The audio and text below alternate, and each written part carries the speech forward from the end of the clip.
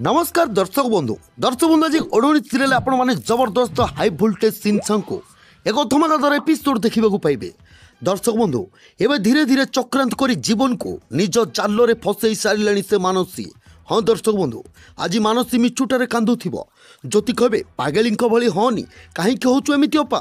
दर्शक बंधु एमिति कही ज्योति मानसी को बुझौथिबे हेले से मानसी ज्योति हाथ को ठेली दे जाए जीवन को जाबुड़ी धरिबो।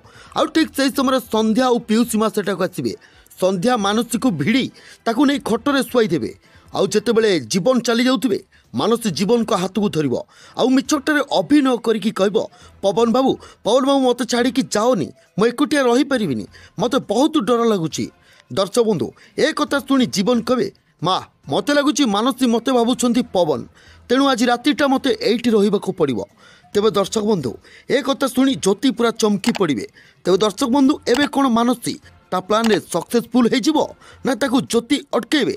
दर्शक बंधु कोन लागुची आपण मानकू कमेंट बॉक्स रे कमेंट करी आपण मानक मतामत हमकू निश्चय जणांतु।